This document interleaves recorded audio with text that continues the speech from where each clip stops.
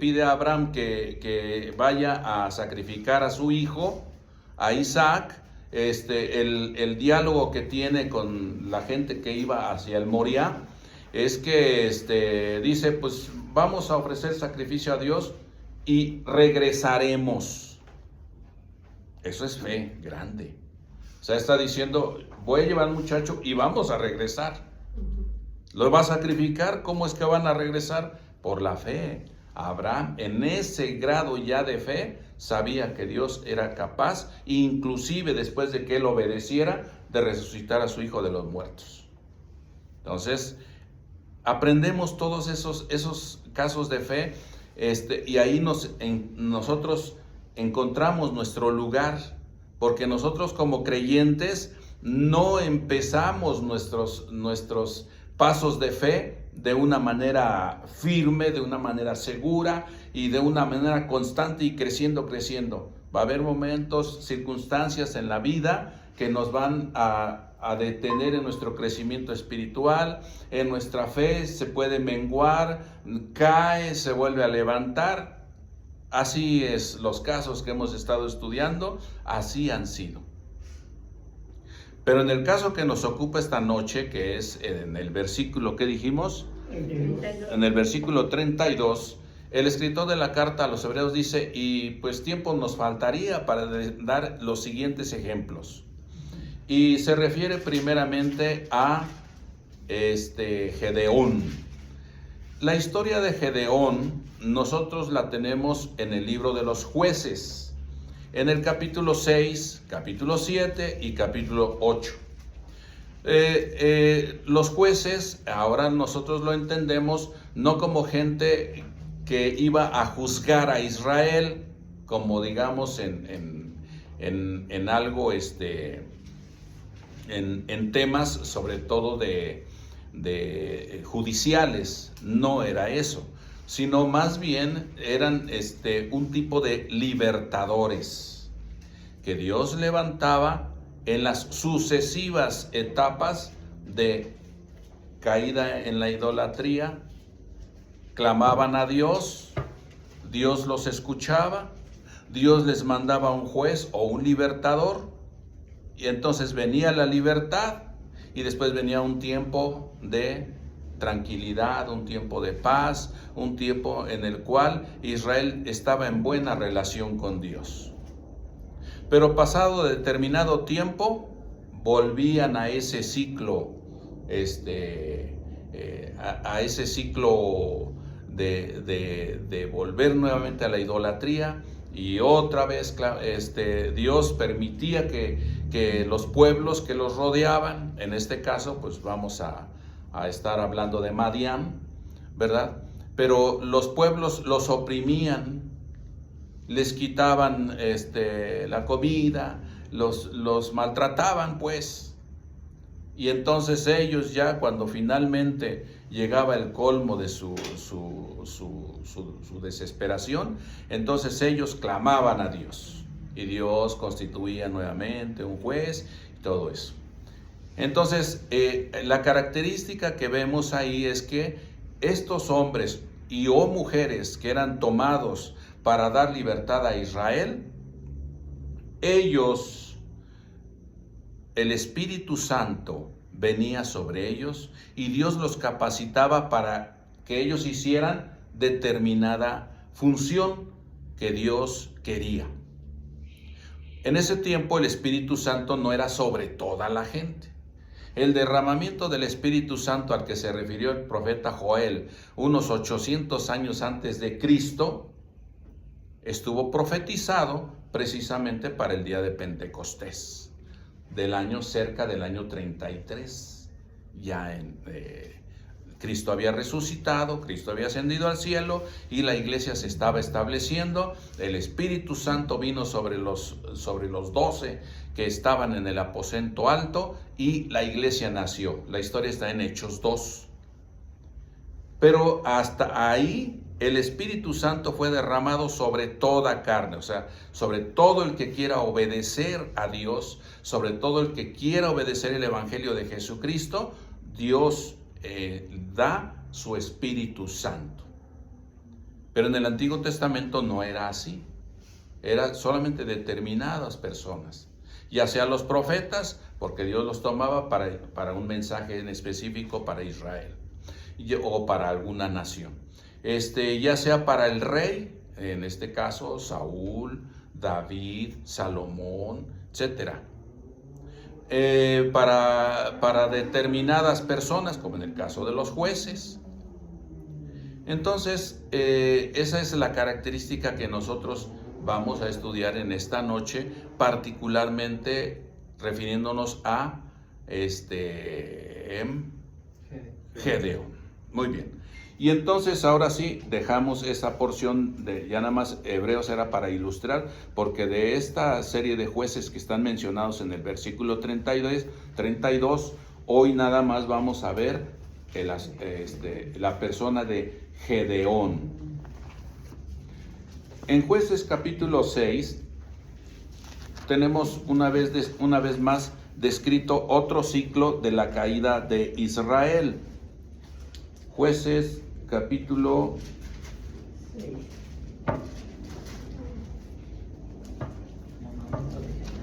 Sí, ahí en el capítulo 6, Gedeón es llamado y estamos viendo como como preámbulo, estamos viendo el quinto ciclo, digamos, círculo vicioso de Israel. Para este tiempo ya Josué había muerto. En la conclusión del capítulo 24 de Josué es cuando Josué reta a Israel y le dice, ustedes decidan si van a servir al Dios de sus padres que adoraron allá en el otro lado del río y todo eso, pero yo y mi casa serviremos a Jehová. Y el pueblo en esa ocasión dice, nosotros también vamos a servir a Jehová y solamente a él lo vamos a obedecer. Pero esa generación de Josué y todos ellos que estuvieron en ese tiempo, fallecieron y se levantó una nueva generación. Dice aquí en el principio del libro de los jueces, dice, y estoy hablando del capítulo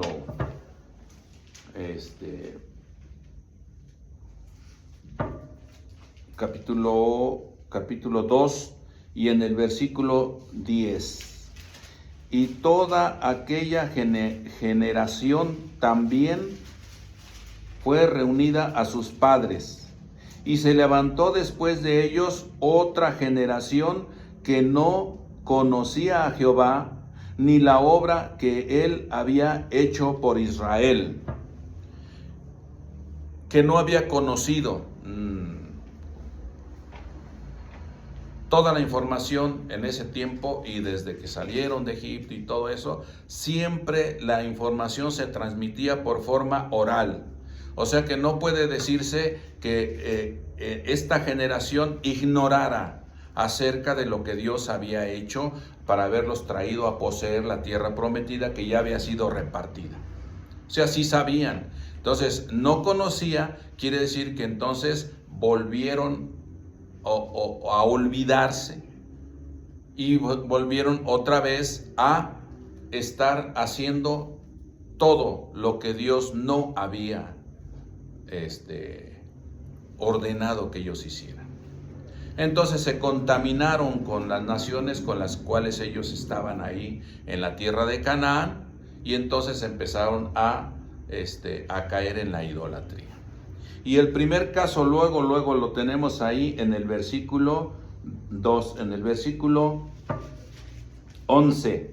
Ahí tenemos el primer ciclo cuando los hijos de Israel hicieron lo malo ante los ojos de Jehová y sirvieron a los Baales. Como dejaron a Jehová, el Dios de sus padres, que los había sacado de la tierra de Egipto, y se fueron tras otros dioses, los dioses de los pueblos que estaban en sus alrededores, a los cuales adoraron y provocaron a ira a Jehová. Y dejaron a Jehová y adoraron a Baal y a Astarot. Y ahí sigue el desarrollo. Entonces, como consecuencia de eso, entonces Dios determina, ¿verdad?, que las naciones ciertas naciones opriman a Israel. Israel insiste y la opresión se hace más grande, y entonces Dios, llega un momento en que Israel dice, bueno, pues ¿para qué sigo sufriendo? Pues si tengo a Dios, el Dios de mis padres, y claman a Dios, y Dios en su misericordia envía jueces.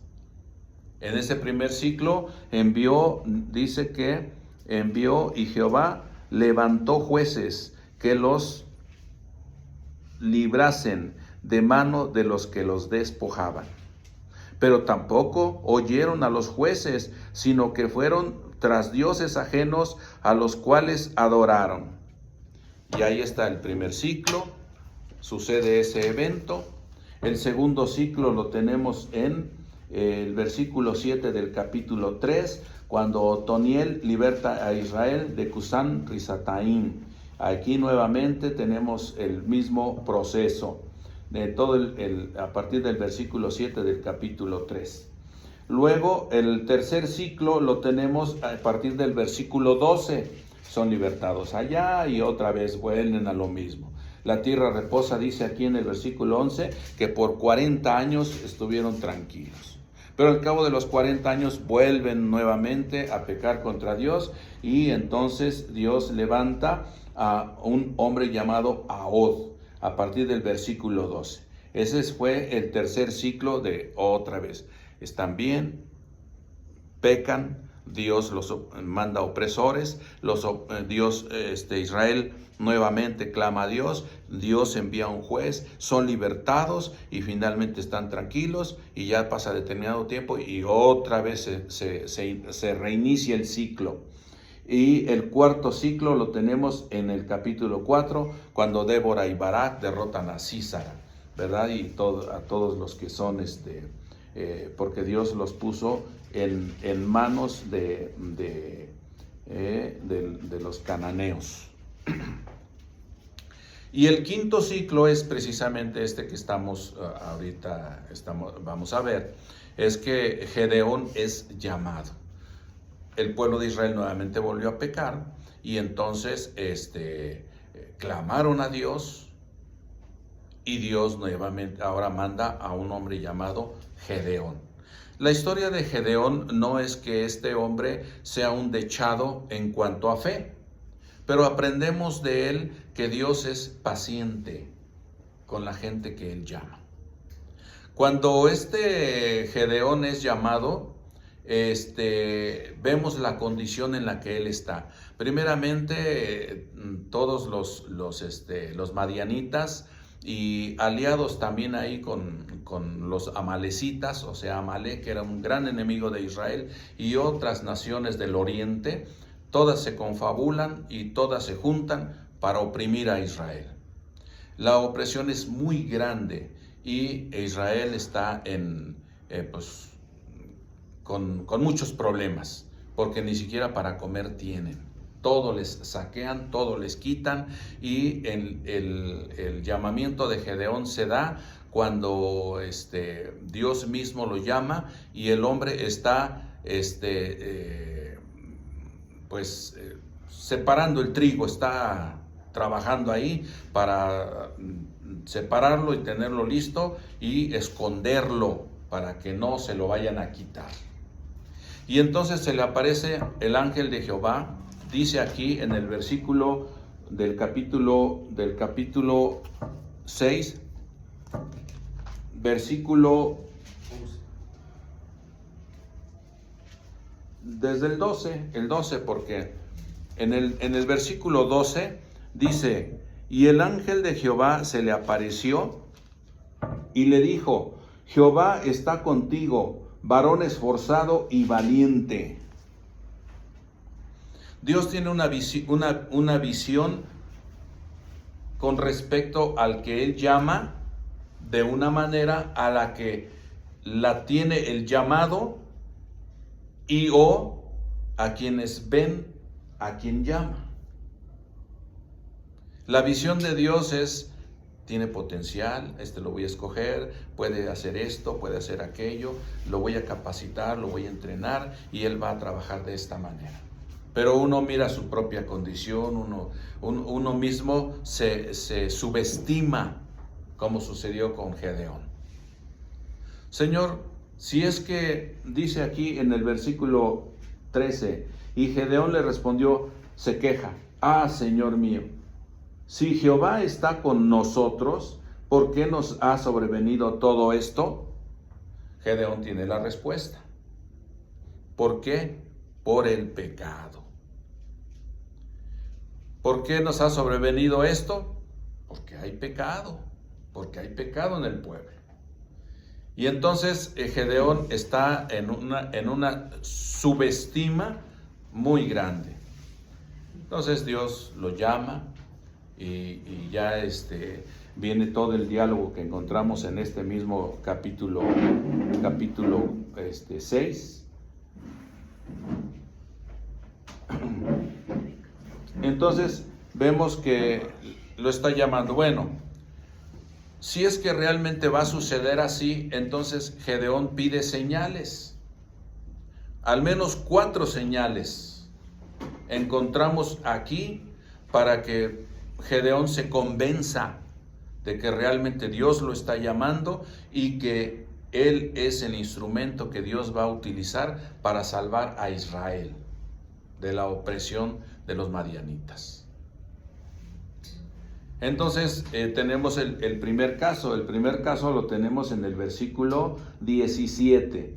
Y él respondió, yo te ruego que si he hallado gracia delante de ti, me des señal de que tú has hablado conmigo. Te ruego, dice, que no te vayas de aquí hasta que vuelva a ti y saque mi ofrenda y la ponga delante de ti. Y él respondió, yo esperaré hasta que vuelvas. Y luego ya viene ahí, ofrece un sacrificio, ¿verdad? Pone la carne, pone los panes sin levadura sobre una peña.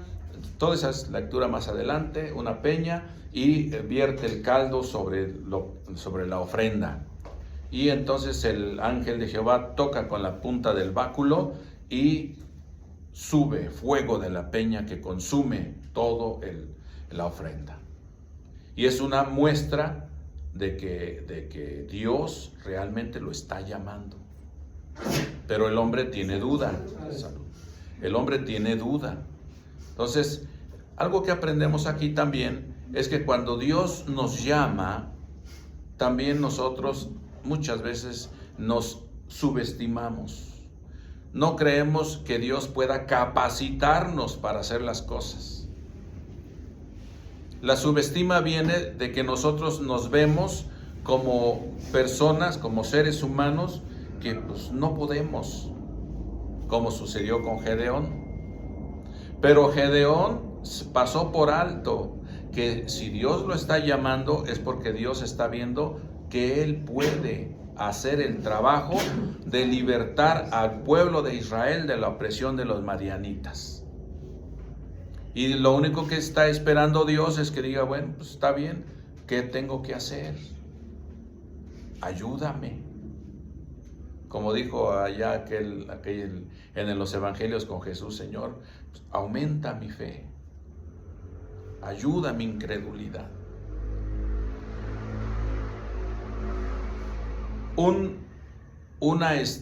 Una señal pide, y la señal tiene efecto. Gedeón está asombrado y dice, está bien. Entonces Dios lo está, ya lo llama. Recordemos que también Gedeón, su padre, era pues idólatra, era un adorador de Baal y tenía una imagen de Acera. Y Dios le dice, pues derriba esa imagen y también corta la imagen de Acera y con esa leña sacrifica un buey, que ahí está descrito.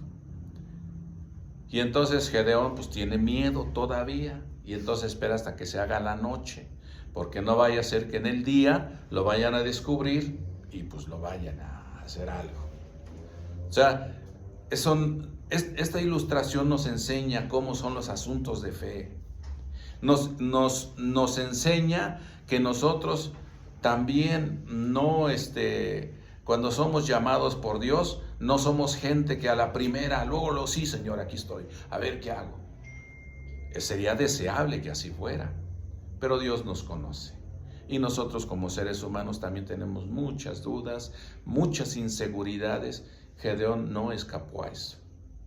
Y todavía después de la señal que le fue dada, tenía miedo de que si él hacía eso con esas imágenes de su padre, que adoraban las personas, entonces temía por su vida. Y entonces, hasta que se hace la noche, hace el holocausto, el sacrificio, todo eso, y al día siguiente encuentran que la imagen de Baal está por los suelos y que la imagen de Acera está cortada. Y preguntan, y finalmente dicen, pues fue Gedeón el que hizo eso. Y van con su padre y le dicen, sácalo porque le vamos a dar muerte. Y pues el padre, ¿de dónde sacó esas palabras? Bueno, si es que Baal es Dios, pues que Baal se defienda. ¿Mande? Dijo que se defienda solo. Pues que se defienda solo. Por eso le llamaron Jerobbaal a Gedeón, que quiere decir, si Baal es Dios, pues que Baal contienda por sí mismo. ¿Qué? ¿Para qué necesita que lo defiendan? Pues si él es Dios. Entonces, ahí vemos que iba poco a poco creciendo en asuntos de fe Gedeón. Ya después viene el momento en que se hace el llamamiento para que ciertas tribus de Israel, ¿verdad?, vengan y se junta pueblo para ir contra Madián. En el capítulo 7 vemos que se juntaron 32,000 de las diferentes tribus de Israel, de Manasés, creo que también eran de Neftalí, de Zabulón, de Aser. De ahí se juntó toda esta gente para luchar contra Amalek y contra Madián. Se juntaron 32,000, pero Dios le dijo a Gedeón, son muchos, y pues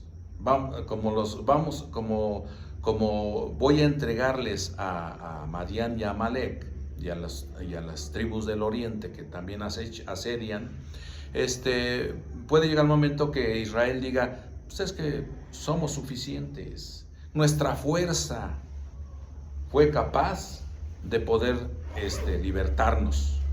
Dios no nos libertó, fuimos nosotros, nuestras capacidades, nuestra fuerza, nuestra estrategia y todo eso. Pero Dios le dijo, es mucha gente. Entonces pregona en el campamento para que quienes tengan miedo, quienes digan, pues la verdad no, esto no es para mí, pues se regresen a su casa, o se regresen a sus tierras o a su pueblo. Se regresaron 22,000 y quedaron 10,000, y aún así Dios les dijo, siguen siendo muchos. Entonces llévalos a las aguas, allá yo te los voy a probar. Entonces fueron allá a las aguas y fueron probados, y fueron aquellos que yo te diga que separes, son los que beban el agua como lo hacen los perros. Ahora, y a los que se arrodillen para tomar el agua, también ponlos aparte. Yo estuve pensando en qué, cómo está eso, porque a ver, pues un ser humano que lamer, pues, tiene que agacharse por fuerza. Está bien, pero si se agacha y toma agua así, y toma, ¿verdad? Es bien diferente a si está de rodillas, echado sobre el agua, tomando. Entonces es una imagen de que cuando alguien está, sobre sus rodillas y tomando el agua, pues está indefenso. Cualquiera le llega y ya no se puede defender o está en desventaja, pues. Pero si está de pie y toma el agua y está así, está alerta. Está tomando el agua, pero está viendo, y más en ese tiempo y en esas circunstancias en las cuales pues estaban rodeados por esa gente. Entonces fueron separados y quedaron 300, nada más. Y dijo Dios, con esos 300 te voy a dar la libertad. Aprendemos también de eso, que Dios con poco hace mucho. Cuando nosotros nos menospreciamos y decimos, ¿qué soy yo? Dios está allá y está así y nosotros estamos así. Y nos menospreciamos y todo eso, vuelvo a insistir, es que nosotros nos miramos con nuestro propio ojo, con nuestra propia debilidad, nuestros propios temores, nuestras propias limitaciones, pero Dios siempre nos mira en base a lo que Él sabe puede hacer en nosotros para que seamos útiles. En el caso de hoy, en su reino, en la iglesia, pero en el caso de Gedeón, para libertar a Israel de la opresión de Madián. Y entonces con 300 y tenemos casi una imagen de lo que sucedió en Jericó, ahí en el libro de Josué, que ya estudiamos también, cuando fue libertada, Rahab, después de los eventos que sucedieron, cómo cayó la ciudad de Jericó, cómo fue saqueada la ciudad de Jericó, y nada más los únicos que sobrevivieron fueron la mujer Rahab y su familia. Pero hicieron lo mismo, no lo mismo, pero en Jericó dieron vuelta en silencio un día, al día siguiente, y así hasta que el séptimo día dieron vuelta 7 veces y después todos gritaron al mismo tiempo y sonaron las trompetas y los muros de Jericó cayeron en flor.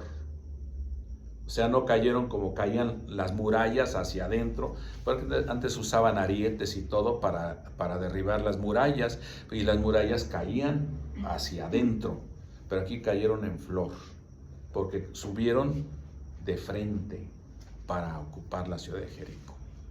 Y aquí con estos cántaros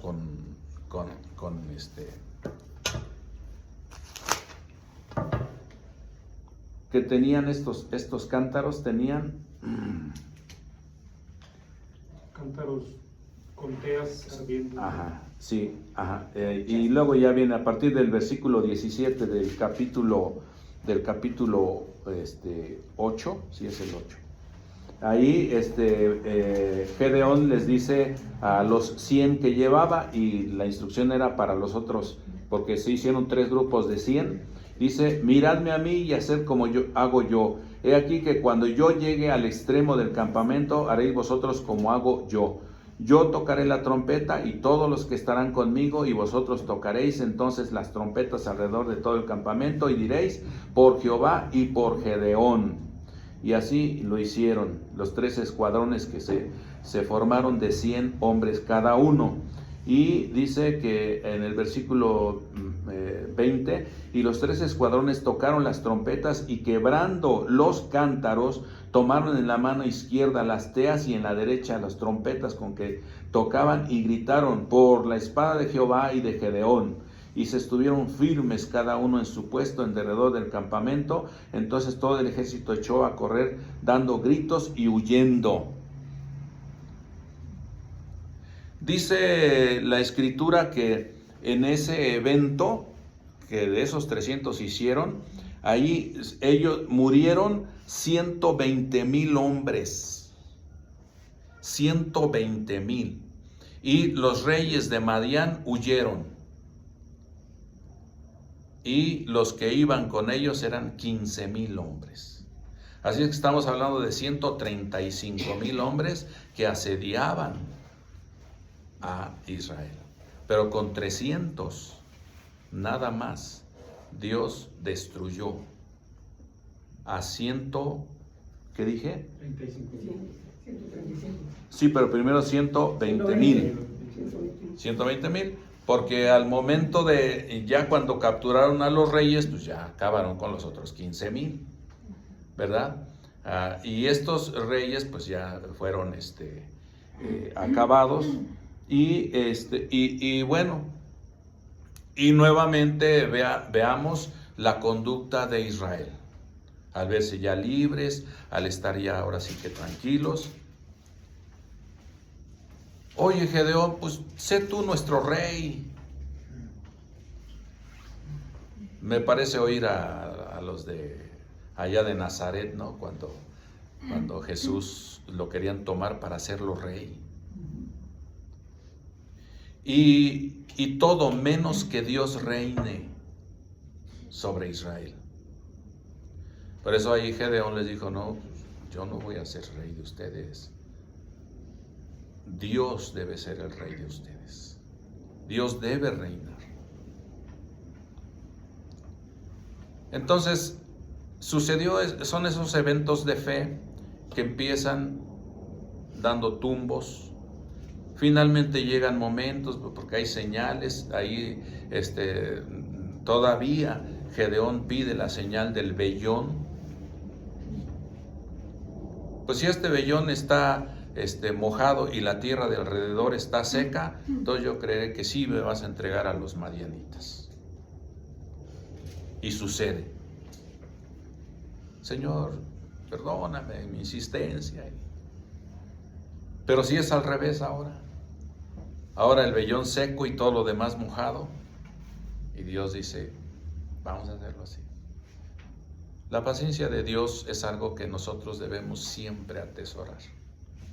Y no es que nosotros debamos atesorar la paciencia de Dios para ir una y otra y otra y otra vez en círculos viciosos como estos que tenía Israel en el libro de los jueces. Pecado.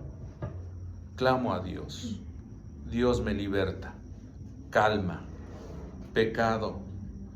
Clamo a Dios. Dios me liberta. Paz y tranquilidad. Otra vez al pecado. No, nuestra admiración y nuestra alegría debe de ser de que tenemos al Dios paciente y clemente. Dice en una parte de las Escrituras, tardo para la ira y grande en misericordia y bondad, que se duele del castigo al pecador. O sea, Dios no se goza castigando al pecador. Dios se duele porque somos creación de Dios. Y más ahora en nuestra condición de hijos de Dios, después de haber obedecido el Evangelio de Jesucristo, ¿verdad? Ahora como hijos de Dios, pues más se duele. Entonces, la historia de Gedeón y como uno de los personajes referidos en el capítulo 11 de la carta a los Hebreos, en asuntos de fe, y que dice el escritor, pues tiempo me faltaría para seguir hablando de Gedeón, de Barak, de Jefté, de Sansón, de David, de Samuel y de los profetas. Tiempo, falta mucho tiempo. Pero con los ejemplos que nos ha mencionado el escritor de la carta a los Hebreos, desde Abel hasta donde vamos ahorita, aprendemos mucho, mucho. Seres de carne y de huesos, que a pesar de estar en una relación con Dios, de todas maneras ellos caían. Y Dios en su misericordia les daba oportunidad para levantarse. Y se levantaban, no se quedaban postrados, no se quedaban, pues ya no soy digno. No, pues ya le fallé a Dios. Esto no es para mí. como sucede hasta aún en el día de hoy de muchos creyentes que son tentados por el diablo y caen en la tentación y ya no se levantan. Habrá oportunidad de estudiar acerca de David, que es uno de los mencionados en este mismo versículo. Pero David tuvo la virtud de levantarse de su postración. Y el capítulo 51 del libro de los Salmos es maravilloso, porque todo ese capítulo 51 nos habla del corazón de David, un corazón lleno de arrepentimiento. Claro, el pecado siempre trae consecuencias, y las consecuencias del pecado no se pueden detener. Y lo que pasó con David, las consecuencias del pecado es que lo que él hizo en lo oscurito, Dios dijo, tus hijos lo van a hacer a la vista de todos. Y luego hasta sus propios hijos, bueno, Absalón, uno de ellos, y otro de sus hijos también quiso ser rey. Y se amotinaron contra su padre y lo persiguieron. ¿Verdad? Pero David fue un hombre con un corazón para el arrepentimiento. Y es algo que también debemos de imitar nosotros. Cuando viene la tentación, y si caemos en la tentación, que Dios nos dé la capacidad para que nosotros nos podamos sobreponer y decir, Señor, pequé. Así le dijo David a Natán. Después de la parábola que Natán le narró acerca del hombre que llegaba a visitar y pues sí tengo, pero voy a matar mejor este corderito para ofrecérselo al que me visita. Y finalmente, ¿qué piensas de eso? Le pregunta Natán a David. Y David dice, pues ese hombre es digno de muerte. Bueno, pues ese eres tú. Y ya le habla acerca de lo que hizo con Betsabé. Y finalmente David dice, pequé. Está bien, Dios ha remitido tu pecado. Pero el hijo que nacerá, el hijo que se ha concebido y tú has engendrado, morirá. Y ya sabemos toda la historia después, que a pesar de su arrepentimiento genuino, Dios siguió adelante con lo que había determinado. Entonces, el pecado siempre trae consecuencias y no se pueden detener las consecuencias. Entonces, por eso vemos vez tras vez en la Biblia que la luz de advertencia siempre está ahí para que nosotros estemos siempre tomándonos de la mano del Señor. Eso es fe. La fe está en ese sentido. La fe en ese sentido nos ayuda para que nosotros siempre nos mantengamos fieles a Dios y siempre tener presente que podemos caer. Por eso el apóstol Pablo escribiendo en los Corintios, dice, el que piense estar firme, mire que no caiga. O sea, no hay que ser soberbios, no hay que ser, estar acá muy sobrados, no, porque la vida espiritual es así. Podemos caer, pero Dios siempre ha prometido que si nosotros confesamos nuestros pecados, Él es fiel y justo para perdonar nuestros pecados y limpiarnos de toda maldad, si los confesamos y si nos apartamos. La mujer pecadora, la mujer que querían apedrear, ¿verdad? Porque nada más era la mujer, ¿y por qué no trajeron al hombre? Si el Antiguo Testamento dice, los dos tienen que ser apedreados, ¿verdad? Pero nada más llevaron a la mujer. Y le dice a la mujer, ¿dónde están los que te acusaban? Todos se fueron. ¿Nadie te condenó? No, Señor. Bueno, ni yo te condeno. Vete y no peques más. No es que vete y sigue haciéndolo. Jesús dijo, está bien, yo no te condeno, vete, pero no lo vuelvas a hacer porque hay consecuencias. Así es que la historia de Gedeón es una historia que nos debe ayudar a nosotros.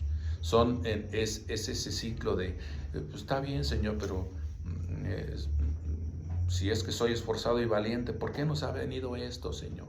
O sea, empieza con una queja.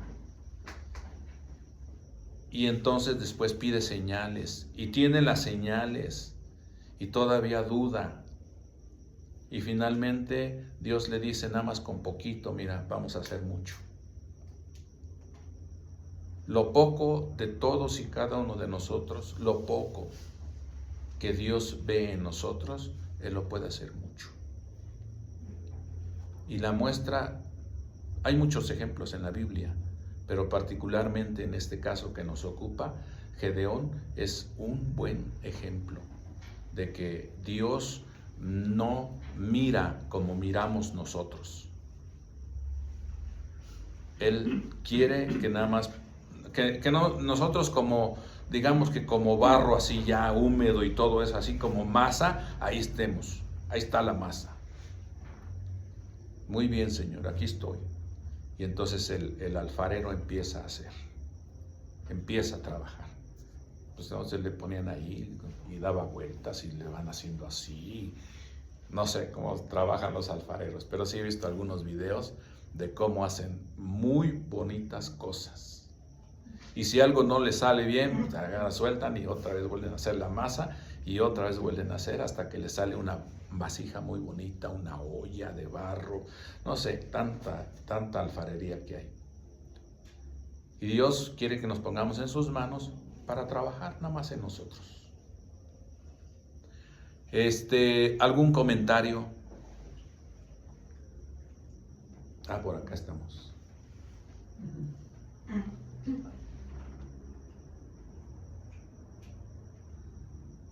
Todo está claro, aquí también. Gracias a Dios. Todo está claro, todo está muy bien, qué bueno, me da gusto.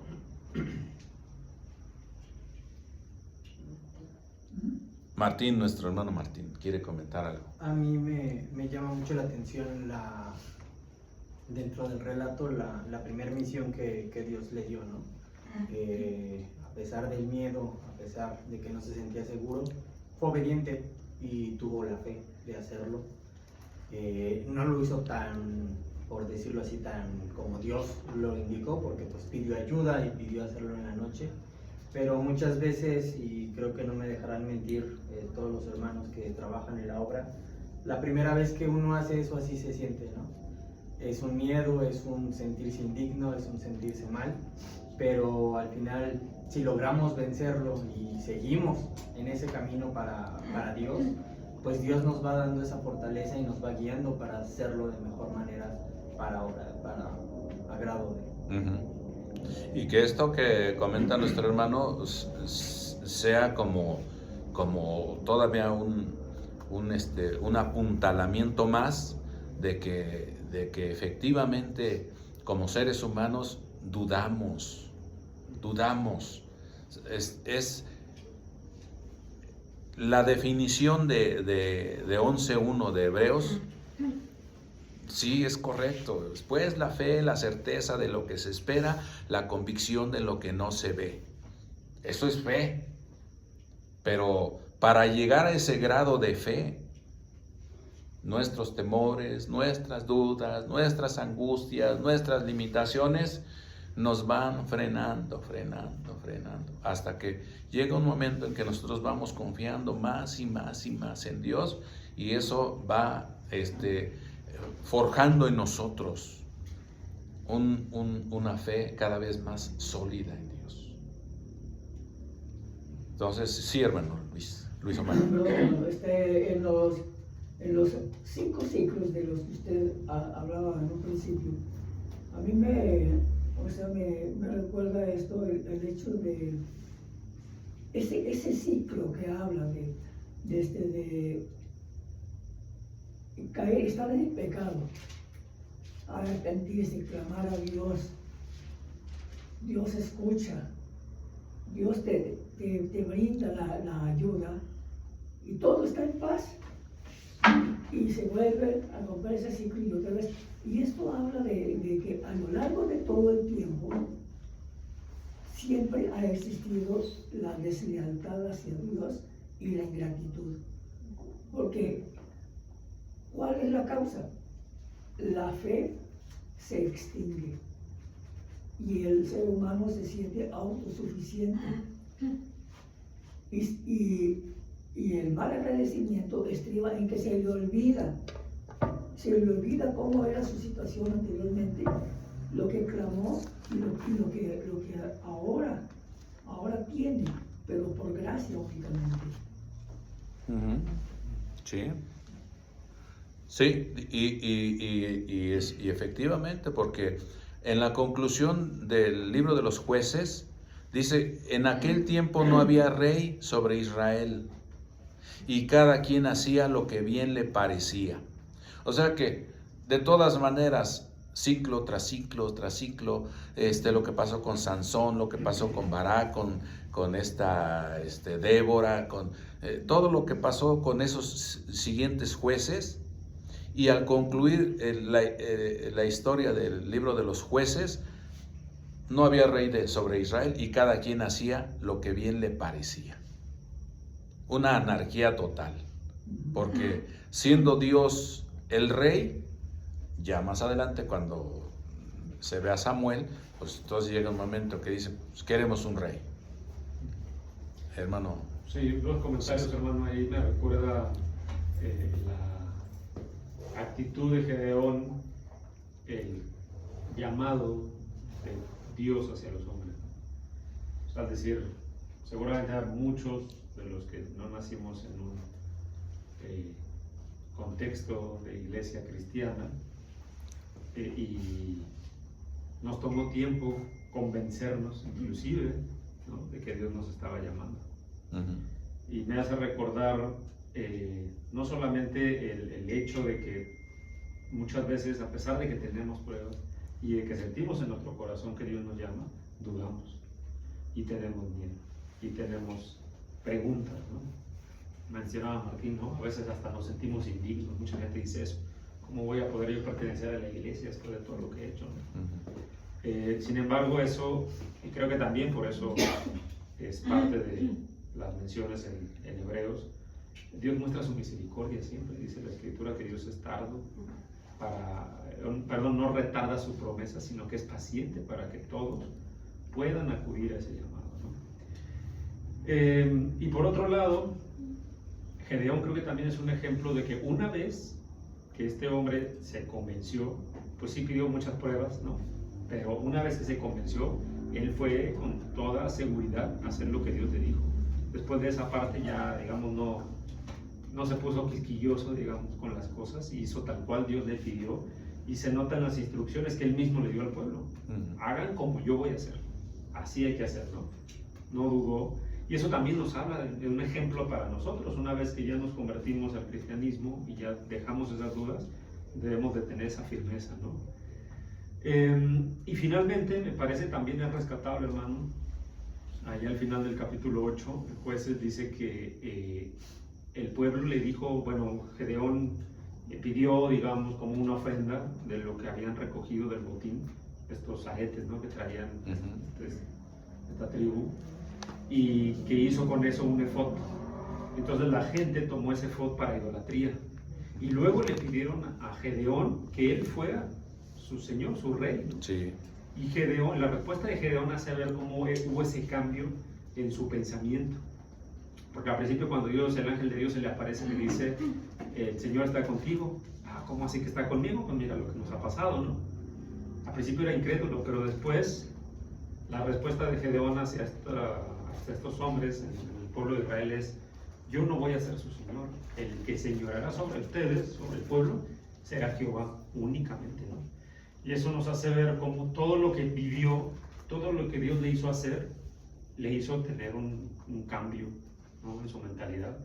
Y seguramente creo yo que por eso está ahí como un ejemplo de personas que por medio de la fe transforman su vida y al final son fieles servidores del Señor. Ese es un comentario. Sí, gracias, mi hermano. Acá tenemos a alguien ahí, ¿no, Martín? ¿Quién es? La hermana Rubí. Adelante, mi hermana Rubí, disculpe usted.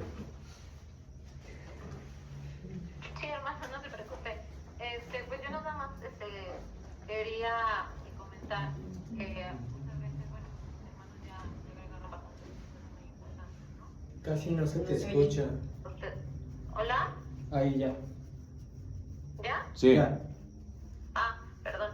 Sí digo que realmente yo nada más quería comentar que ya nosotros cuando estamos en la vida cristiana, cuando ya nosotros aceptamos a Dios, a veces queremos estar preparados al 100% para hacer las cosas que Dios nos pide y pues realmente nunca vamos a lograr, como usted decía, un crecimiento si no empezamos nosotros a trabajar y durante ese trabajo que nosotros hagamos vamos a ir creciendo. Entonces se nos olvida muy fácilmente que las victorias que vayamos a obtener dentro de nuestras vidas, en los obstáculos, en las dificultades, en las tribulaciones, superando pruebas y saliendo victoriosos de las tentaciones, no es una victoria nuestra, no es una victoria que nosotros logremos por nuestras propias fuerzas, ni por nuestra propia inteligencia, ni nada, sino que la victoria es de Dios. Y que cuando nosotros realmente confiamos en Él, pues todo eso se va a dar, o sea, todas las cosas, Dios nos va a poner los medios, las formas, nos va a capacitar, nos va a dar la fortaleza, la valentía. O sea, el personaje de hoy vemos que es un hombre pues común, ¿verdad? Temeroso y que dudaba de él y que decía, pero ¿cómo? Y dudaba de Dios y de todo, ¿no? Y al final logró lo que Dios le había dicho que iba a hacer, después de muchas dudas y de muchas cosas, ¿no? Como usted bien dice, a veces nosotros nos sentimos que no somos los ideales para esos trabajos, cómo Dios se fija en nosotros, pero es bien cierto que si Dios está haciendo un llamado a nosotros tenemos que confiar que por algo nos está pidiendo eso, ¿no? Y tenemos que recordar lo que se ha hecho todas las clases que se ha dicho, ¿no? La fe obediente. Y confiar en Dios. Nosotros solamente tenemos que dar ese paso y Dios va a hacer el resto. Sí, así es. Gracias, hermana. Ricardo, hermano, adelante. No Su micrófono está apagado. Ay. Ahora sí, Ricardo, adelante, hermano. Gracias, mi hermana, Rubí. Hermano, buenas noches. Buenas noches. ¿Sí me escuchan bien? Sí. Sí. Ok. Muy bien su clase, hermano. Estuvo muy explicado, le agradezco mucho. Y pues nada más quería hacer una pequeña aportación de esta palabra, de este tema del ser llamado de nuestro Señor. Dice Dios, en Mateo 22:14 dice, porque muchos son llamados y pocos los escogidos. Entonces si vemos, hermanos, este texto es sobre la parábola de la fiesta de las bodas. Jesús recitó esta parábola para mostrar cómo será el reino de los cielos cuando llegue el fin de los tiempos. O sea que el rey envía a sus siervos a reunir a los invitados a la fiesta de las bodas, pero los invitados se niegan a venir, algunos porque están muy ocupados con sus propias ocupaciones mundanas y otros porque se muestran abiertamente hostiles, ¿no? Entonces, muchas personas hoy en día en el cristianismo escuchan ese llamado de Dios a través de su revelación. ¿Cuál es esa revelación? El Evangelio. Entonces, hermanos, pues es muy importante como cristianos, como soldados de Dios, del Señor, ir por esos invitados que el Señor está llamando a sus bodas que próximamente vienen, y tenemos que perseverar en sembrar esa semilla, el Evangelio.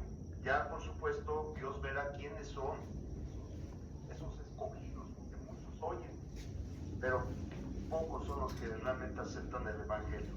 Entonces, hermanos, tenemos mucho trabajo por delante en transmitir el Evangelio, esa revelación, ese misterio que el Señor nos dio, para que podamos tener ese perdón de pecados y poder estar en ese reino del Señor. Entonces sí es muy importante, se me hizo muy importante este Mateo 22:14.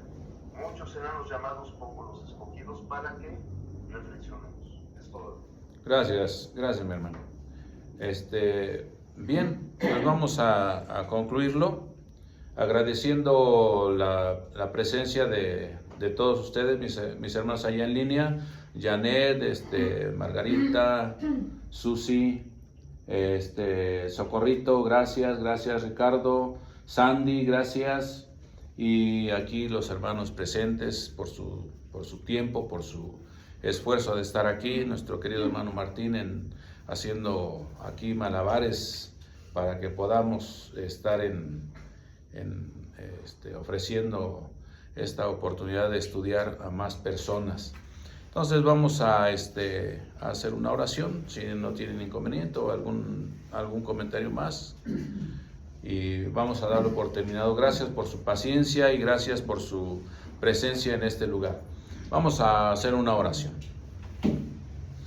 Bendito Padre Celestial, cuántas gracias te damos por este tiempo. Gracias porque hemos podido estudiar, Señor, una vez más acerca de estas personas de fe.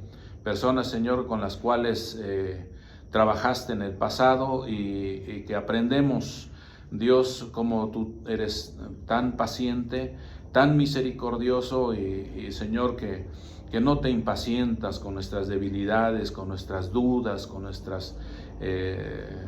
falta de entusiasmo, Señor, sino que nos vas animando y cada día quieres perfeccionarnos de tal manera que el día de mañana pronto seamos personas, Señor, a tu servicio y listos para poder, Señor, mostrar al mundo, a quienes nos rodean, a nuestras amistades, a nuestros seres queridos, mostrarles, Señor, lo que tú eres en nuestra vida y lo que tú puedes hacer también en la vida de ellos. Padre, gracias por cada uno de los presentes aquí. Gracias, Señor, por quienes están en línea siguiendo este estudio. Te rogamos que tu Espíritu Santo nos ayude para perfeccionarnos cada día más y más. Esta noche que nos disponemos a retirarnos de este lugar, te rogamos que nos lleves con bien a casa, que nos concedas descansar, Padre Celestial, y el día de mañana que podamos amanecer con bien para llevar a cabo nuestras actividades cotidianas.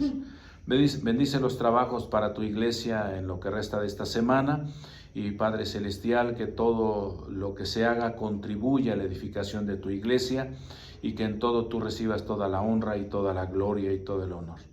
Padre bueno, en el nombre de Jesucristo, nuestro amado Salvador, oramos.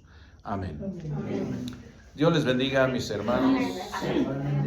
Gracias, hermano. Buenas noches. Descansen. Buenas noches a todos. Buenas noches.